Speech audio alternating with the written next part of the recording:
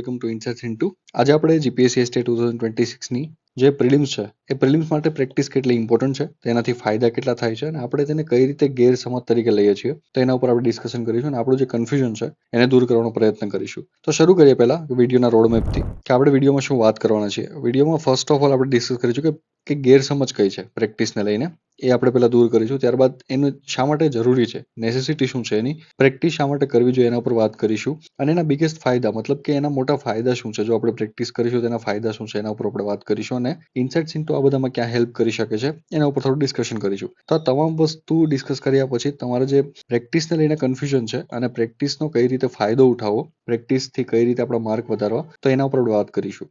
લોકો પ્રેક્ટિસથી એટલા માટે કંટાળે છે કારણ કે બેઝિકલી એમને ખ્યાલ નથી કે પ્રેક્ટિસ કઈ રીતે કરવી જોઈએ, પ્રેક્ટિસનો ફાયદો શું છે અને પ્રેક્ટિસથી કઈ રીતે તેમાંથી બેનિફિટ ઉઠાવી શકાય છે. તો આજે આપણે એ ડિસ્કસ કરીશું અને પ્રેક્ટિસ રિલેટેડ જેટલા પણ કન્ફ્યુઝન છે એ તમામ કન્ફ્યુઝનને દૂર કરીશું. તો પહેલા વાત કરીએ કે પ્રેક્ટિસને લઈને બિગેસ્ટ ગેરસમજ કઈ છે આપણા મનમાં. લોકો મોસ્ટલી એવું સમજે છે કે આપણા માર્ક્સ છે એ ઇમ્પોર્ટન્ટ છે. લાઈક ફોર એક્ઝામ્પલ કોઈ પણ OMR આપી છે, સ્પેશિયલી જ્યારે STIની પ્રિલિમ્સ છે અને એમાં 200 ક્વેશ્ચન્સ હોય છે, તો 200 ક્વેશ્ચનમાંથી આપણે ધારો કે 80 માર્ક આવ્યા, 90 માર્ક આવ્યા, 100 માર્ક આવ્યા, તો આપણે ત્યાંથી ડિસાઇડ કરવા માંડીએ છીએ કે આ માર્ક ઇમ્પોર્ટન્ટ છે. પણ એવું નથી. આપણે આગળ જતા સમજશું કે માર્ક કઈ રીતે વિઝ્યુઅલાઇઝ કરવા, કઈ રીતે એમને ઇન્ટરપ્રિટ કરવા. ત્યારબાદ પ્રિપેરેશન લેવલ. ઘણા લોકો એવું કરતા હોય છે કે 70 માર્ક આવ્યા પ્રેક્ટિસમાં, 80 માર્ક આવ્યા, 90 માર્ક આવ્યા, તો તે તેમનું પ્રિપેરેશન લેવલ છે એ જજ કરવા માંડશે. It some extent it is very important ને ઇટ ઓલ્સો મતલબ એવી રીતે જ બતાવે છે કે તમારી પ્રિપેરેશન લેવલ ક્યાં છે, પણ એક્ઝેક્ટલી નહીં. એટલે આપણે એનાલાઇઝ કરીશું કે જે માર્ક છે એ ઓછા આવે છે તો તેનું મિનિંગ શું થાય છે. એટલે પ્રિપેરેશન લેવલ બતાવે છે, પણ માત્ર માર્કથી મતલબ કે 70 માર્ક આવ્યો તો એવું જરૂરી નથી કે લાસ્ટ ટાઈમ કટ ઓફ 95 હતું ને આપણે મોકમાં 70 આવ્યો તો આપણી પ્રિપેરેશન ખરાબ છે, એવું નથી. એનું ઇન્ટરપ્રિટેશન છે એ પ્રિપેરેશન લેવલમાં કઈ રીતે, પ્રિપેરેશન લેવલ માટે કઈ રીતે કરવું એ આપણે આગળ સમજીશું અને શીખીશું. એટલે જે ડાયરેક્ટ માર્ક આવે છે એ તમારું પ્રિપેરેશન લેવલ નથી બતાવતા. ત્યારબાદ કોમ્પિટિશન ટુ પિયર્સ. ઘણી વખત એવું થતું હોય છે કે આપણા ફ્રેન્ડ્સ બધા આવે છે, મોક આપે છે, તેને 100 આવે છે, 105, 110, 120 માર્ક આવશે એમને, તો આપણને આ વસ્તુ એવું લાગશે કે આપણે તરત જ કમ્પીટ કરવા માંડશું, આપણે તરત જ પોતાની જાતને કમ્પેર કરવા માંડશું. તો એવું નથી, એ કમ્પેર નથી કરવાનું. આ બધી ગેરસમજ છે પ્રેક્ટિસને લઈને, આ બધું આપણે દૂર કરવાનું છે. આ જે ગેરસમજ છે એ. તો હવે હકીકતમાં શા માટે જરૂરી છે પ્રેક્ટિસ, એના ઉપર થોડી વાત કરીએ. તો પ્રેક્ટિસ છે એના જે મેઇન ઇમ્પોર્ટન્ટ પોઈન્ટ છે કે શા માટે આપણે કરવું જોઈએ, તો એ તમારે આ વસ્તુ ધ્યાનમાં રાખવી જોઈએ કે આ વસ્તુ જરૂરી છે એટલા માટે પ્રેક્ટિસ કરવી જોઈએ. First of all, recall the topic. For example કે ભાઈ રાષ્ટ્રપતિનો કોઈ ક્વેશ્ચન પૂછાણો છે તમારી મોકમાં, તો હવે રાષ્ટ્રપતિનો કોઈ ક્વેશ્ચન પૂછાણો છે મતલબ કે તમે ટેસ્ટ આપતી વખતે રાષ્ટ્રપતિના ટોપિકને યાદ કરવાનો પ્રયત્ન કરો છો, એટલે તમે પૂરા ટોપિકને રિકોલ કરવાનો ટ્રાય કરો છો. આવી રીતે મોકનો ફાયદો આ છે કે તમે જ્યારે મોક આપશો ત્યારે તમે ટોપિકને રિકોલ કરો છો. તમે એક વસ્તુ સમજો કે જ્યારે તમે એક્ઝામ આપવાના છો ત્યારે તમે ટોપિકને યાદ કરવાના છો. એટલે મતલબ યાદ કરવું એટલે કે રિકોલ, મતલબ કે યાદ લાવવું મગજમાં આપણે. અને તમે જે રીડ કરો છો એ તમે કન્ઝ્યુમ કરો છો, એ તમે યાદ રાખવાનો મતલબ કે ઇનપુટ, એ તમારી ઇનપુટ છે, તમે અંદર નાખવાનો પ્રયત્ન કરો છો. જ્યારે એક્ઝામ છે એ આઉટપુટ છે કે તમે યાદ કરવાનો એટલે કે રિકોલ કરવાનો પ્રયત્ન કરો છો. એટલે જે મોક ટેસ્ટ છે એ આપણી રિકોલ કરવાની કેપેસિટીને વધારે છે. ફોર એક્ઝામ્પલ તમે એક મોક આપી છે મતલબ કે તમે 2 hours એટલે કે 2 કલાકમાં તમે 200 ટોપિકને રિકોલ કરવાનો પ્રયત્ન કર્યો છે. તો આ જે પ્રેક્ટિસ છે ને, રિકોલ કરવાની પ્રેક્ટિસ, કે તમારે 2 કલાકમાં 200 ટોપિકને રિકોલ કરવાના છે થ્રુ 200 ક્વેશ્ચન, તો મોકમાં તમે જે આ પ્રેક્ટિસ કરો છો એ પ્રેક્ટિસ ઇમ્પોર્ટન્ટ છે કે તમે 200 ટોપિક્સને યાદ કરો ત્યારે. એ તમને તમારી મેઇન એક્ઝામ છે એ મેઇન એક્ઝામમાં તમને કામ આવશે કે તમે ટોપિકને જે કેટલા ઝડપથી રિકોલ કરી શકો. લાઈક ફોર એક્ઝામ્પલ પ્રેસિડેન્ટનો કોઈ ક્વેશ્ચન આવ્યો અને પ્રેસિડેન્ટના કોઈ ક્વેશ્ચનમાં 3 સ્ટેટમેન્ટ આપ્યો, 1, 2, 3. તો હવે એ જે 3 સ્ટેટમેન્ટ છે એ સ્ટેટમેન્ટને યાદ કરવા માટે તમે પ્રેસિડેન્ટનો એટલે કે રાષ્ટ્રપતિનો પૂરો જે ટોપિક છે એને યાદ કરવાનો પ્રયત્ન કરશો. તો આ જે યાદ કરવું છે સમય મર્યાદામાં, એ જ મોકની પ્રેક્ટિસ છે. એટલે પ્રેક્ટિસ ત્યાં ફાયદાકારક છે. ત્યારબાદ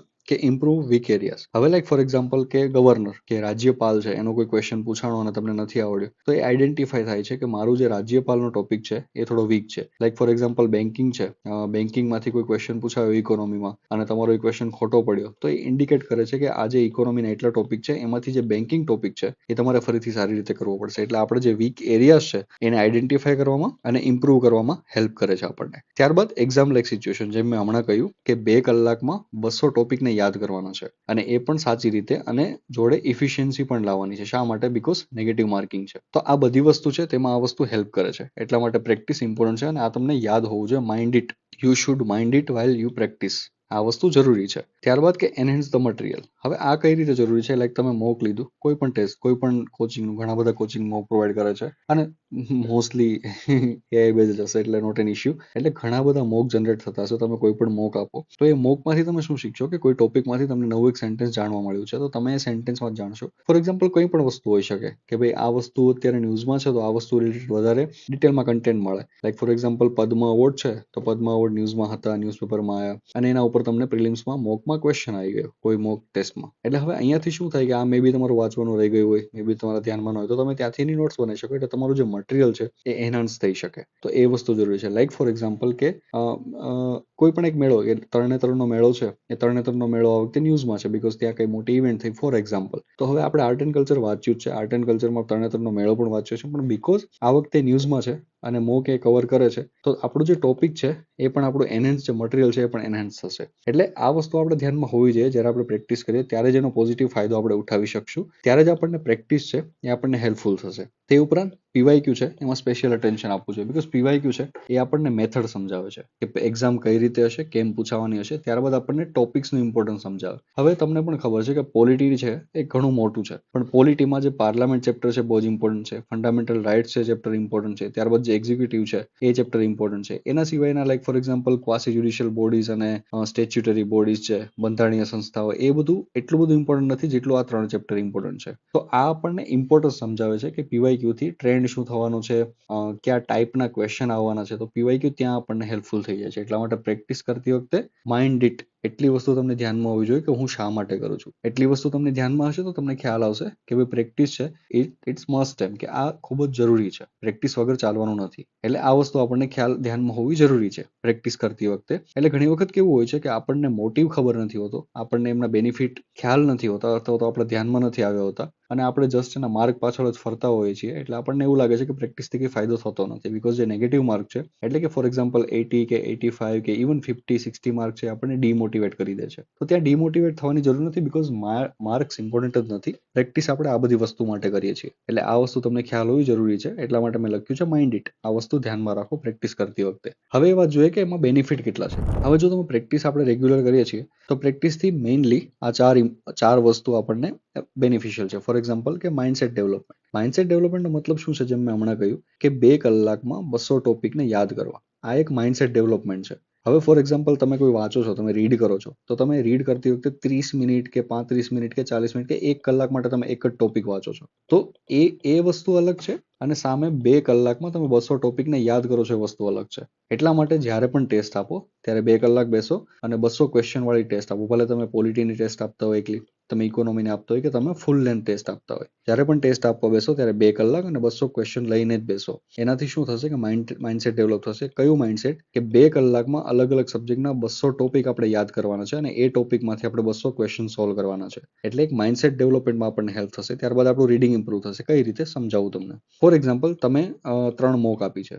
હવે 3 મોક તમે પોલિટીની આપી છે એટલે કે બંધારણની. તો બંધારણની મોકમાં અમુક જે ક્વેશ્ચન છે એ ક્વેશ્ચન ડિફાઇન કરશે કે તમારે રીડિંગ કઈ રીતે કરવું. લાઈક ફોર એક્ઝામ્પલ કે પ્રેસિડેન્ટ છે કેટલા વર્ષ માટે રહે, હવે તો એ ક્વેશ્ચન પૂછાઈ ગયો. ત્યારબાદ પાર્લામેન્ટ છે તો પાર્લામેન્ટમાં કઈ ટાઈપના બિલ હોય છે, એ બિલ્સ છે એનું ડિફરન્શિએશન તમને પૂછાઈ ગયું. તો આવા જે ટોપિક્સ છે એ તમે જ્યારે રીડ કરતા હશો ત્યારે તમારા રીડિંગને રિફાઇન કરશે. એટલે કે તમને ઇન્ડિકેટ કરશે કે તમારે આ રીતે હજુ વાંચવાની જરૂર છે. લાઈક ફોર એક્ઝામ્પલ તમે બિલ્સ વાંચતા હશો કે મની બિલ તમે વાંચ્યું, નાણાકીય બિલ વાંચ્યું, ફાઇનાન્સ બિલ વાંચ્યું, તો જ્યારે તમે ધારો કે મોકમાં કોઈ ક્વેશ્ચન આવી ગયો તો તમે જ્યારે વાંચવા પાછળ જશો ત્યારે તમે ઓટોમેટિકલી એને કમ્પેર કરશો કે ભાઈ હું બધા જે બિલ છે એ બધા બિલ જે વિધેયક છે એમને હું કમ્પેર કરીને જોઈ લો કે આના કમ્પેરિઝન પર ક્વેશ્ચન આવે તો મને ફાયદો થાય. એટલે માત્ર માઇન્ડસેટ ડેવલપમેન્ટ જ નહીં પણ તમારું રીડિંગ પણ ઇમ્પ્રુવ થશે મોકની જોડે જોડે. ત્યારબાદ રિકોલિંગ એબિલિટી. જેમ મેં પહેલા કહ્યું કે આપણે 2 કલાકમાં 200 ટોપિક યાદ કરવાની પ્રેક્ટિસ કરવાની છે. સેમ વસ્તુ જે આપણે માઇન્ડસેટ ડેવલપમેન્ટમાં કહ્યું. એટલે પ્રેક્ટિસથી તમારી આ વસ્તુ વધશે. બીકોઝ એક વસ્તુ સમજો, એક્ઝામ છે એ યાદ કરવાની પ્રક્રિયા છે કે આપણે ત્યાં જઈને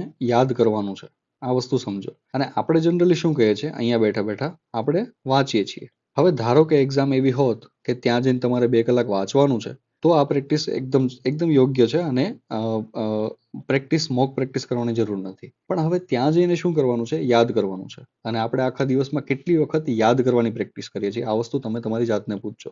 જો આ તમે કરતા જ નહીં હોય તો તમે વિચારો કે અહીંયા તમે ખાલી માત્ર વાંચો જ છો, તમે કન્ઝ્યુમ કરો છો, પણ તમે આઉટ નથી કરતા, મતલબ મગજમાંથી બહાર નથી કાઢતા. તો હવે જે યાદ કરવાની પ્રેક્ટિસ છે એ પણ તમારે દરરોજ કરવી પડશે. માત્ર વાંચનથી કશું જ નથી થવાનું. આ વસ્તુ જલ્દી જેટલું બને એટલું તમે મગજમાં સાચવો અને દરરોજની પ્રેક્ટિસ શરૂ કરો. ઇવન તમે 8 અવર વાંચતા હોય, 8 કલાક કે 6 કલાક કે ઇવન 10 કલાક વાંચતા હોય, ટ્રાય કરો કે એટલીસ્ટ 2 કલાક તમે યાદ કરવા માટે નીકાળો.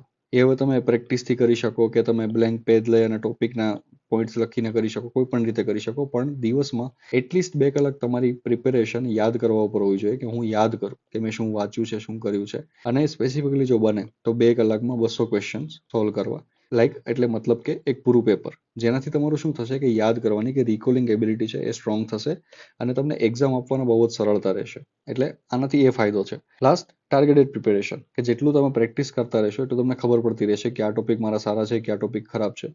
ફોર એક્ઝામ્પલ 10 ટોપિક હશે, 10 ટોપિકમાં તમને ખબર હશે કે ભાઈ આ જે ટોપિક છે મારા વીક છે, મારે આના પર ધ્યાન આપવું જોઈએ, બીકોઝ જ્યારે પણ આનો ક્વેશ્ચન આવે છે ત્યારે મારે ખોટો પડે છે. એટલે તમારી પ્રિપેરેશન છે એકદમ ટાર્ગેટેડ થઈ જશે. તો બસ આ વસ્તુ જાણવાની હતી કે ભાઈ પ્રેક્ટિસ શા માટે જરૂરી છે અને પ્રેક્ટિસના ફાયદા શું છે. હવે ફાયદા શું કામ જાણવા જોઈએ તો એક વસ્તુ સમજો, જ્યાં સુધી તમને મોટિવ ખબર નહીં હોય કે ભાઈ હું શું કામ કરું છું, ત્યાં સુધી એમાં કન્સિસ્ટન્સી નહીં રહે. હવે તમને મોટિવ ખબર છે કે મારે શા માટે કરવું છે, તમને મેં 7 મોટિવ કહ્યા કે આપણે આ બધું અચીવ કરવું છે એટલા માટે. માર્ક ડઝન્ટ મેટર, માર્ક આપણા માટે મેટર નથી કરતા.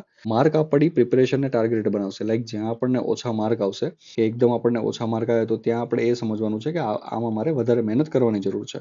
એવું નથી વિચારવાનું કે હું આગળ છું કે હું પાછળ છું. એટલા માટે માર્ક ઇમ્પોર્ટન્ટ છે, પણ જસ્ટ ટાર્ગેટેડ પ્રિપેરેશન કરવા માટે, એ લેવલ કાઢવા માટે નથી. એટલે લેવલ કાઢવાની કોઈ જરૂર નથી અને માર્કની ગેમમાંથી બહાર આવો અને આ બધી વસ્તુ પર ધ્યાન આપો.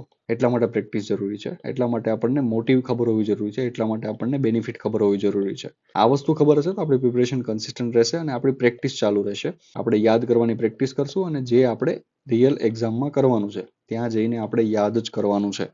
એટલે બસ આ જ હતું આજના વિડીયો માટે. અને આ બધી વસ્તુમાં ઇન્સાઇટ્સ ઇન્ટુ ક્યાં હેલ્પ કરી શકે એ જરા હું કહી દઉં.